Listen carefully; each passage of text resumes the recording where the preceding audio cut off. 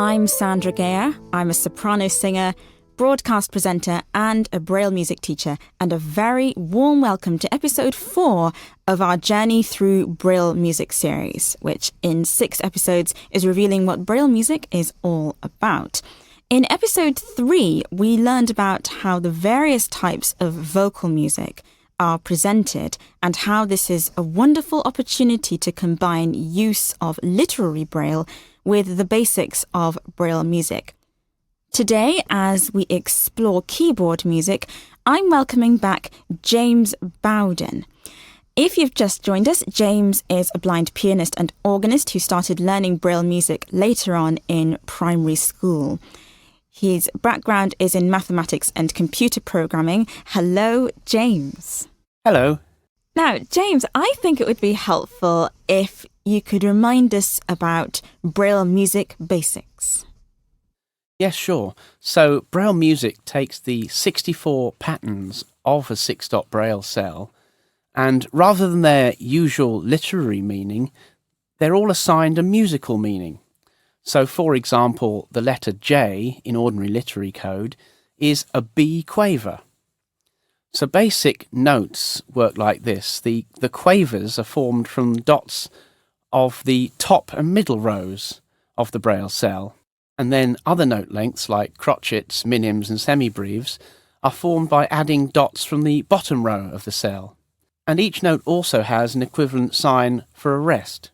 Now, unlike print music, where notes are placed on a stave with lines and spaces, braille music uses a same sign for the same note regardless of whatever its pitch is.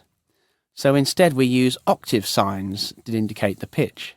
And octave signs use dots from just the right-hand side of the braille cell. Middle C, for example, is called 4th octave C.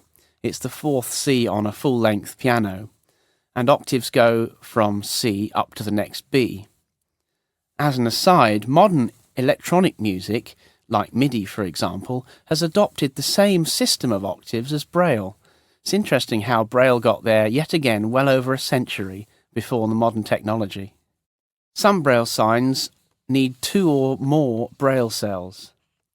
Finally, in braille music, everything is in line with the one line. So I could have an expression mark, then a staccato or an accent, then a note, and then a tie or a slur, and it's all in the one line of braille.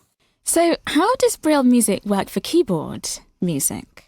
So typically, keyboard music has 2 staffs in print for the 2 hands. And the same is true in braille. So you have a line for the right hand and a line for the left hand. And you have a sign showing which hand at the beginning of each line. So it's on 2 lines, just as you would expect. The modern way of laying out braille music is called bar over bar. So you have the top line showing the right hand and the bottom line showing the left hand. So to give you an illustration of this, here's the beginning of a Mozart piano sonata. And this is kind of how I would learn a piece of music. So in the right hand, I've got a keyboard in front of me. I have a 5th octave C, minim, and then E crotchet, G crotchet, and then the next bar, 4th octave, B dotted crotchet, C, D, C. Okay, I did 2 bars there. Normally I only learn 1 bar at once. And then I look at the left hand and it says all quavers, 4th octave, C, G, E, G. And then one of these interesting repeat signs, so I don't have to read all those notes again. I can just play it again. And then the next bar, etc. And the challenge is putting it all together.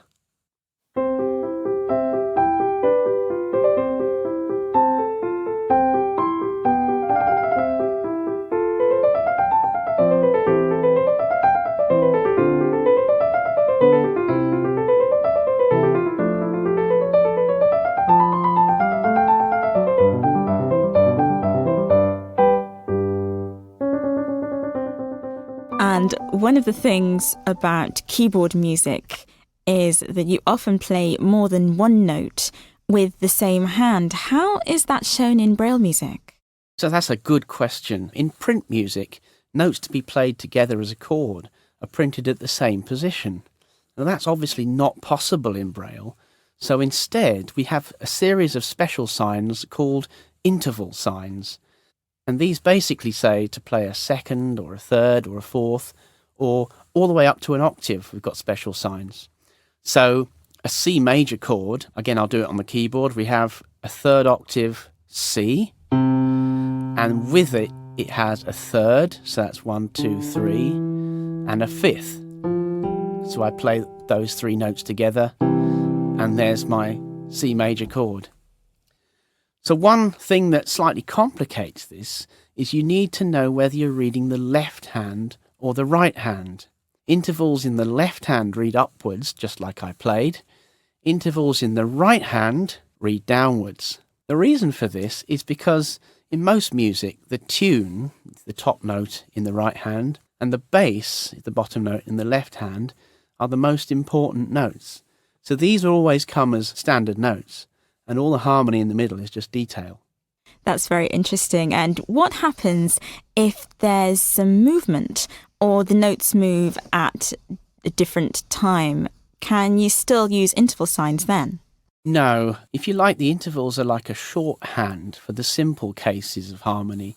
If you get two parts moving at different times, you have to write both parts out.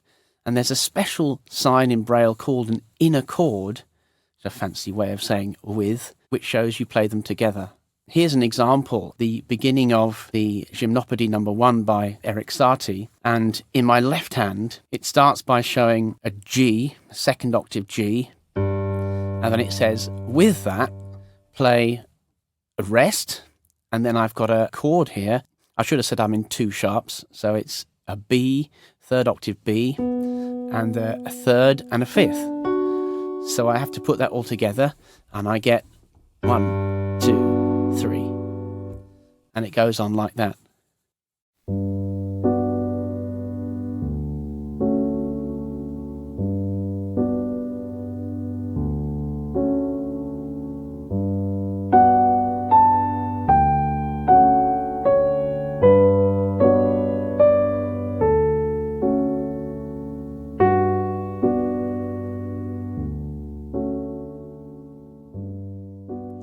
And tell me a bit about the layout. Do you show, for example, bar numbers?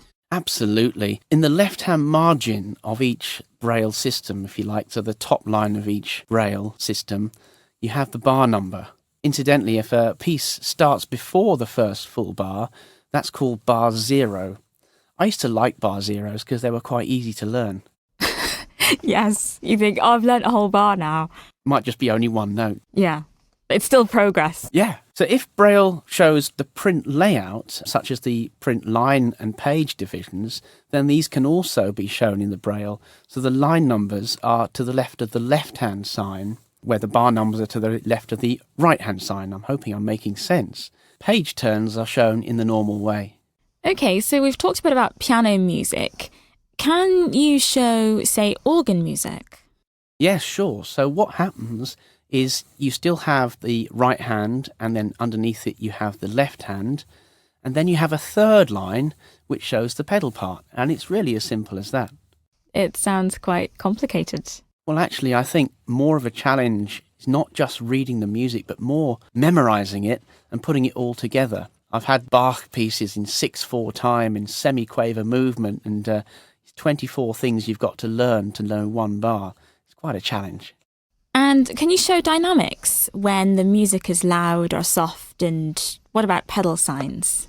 Yeah, sure, there's signs for all this and a lot more besides. The basic dynamics, or the louds and softs in Braille, are shown by a special sign called a word expression, and that's not to be confused with song lyrics. The word expression says what follows in the music is really an expression. There are also signs for pedal or sustain, and these are some of the two-cell signs.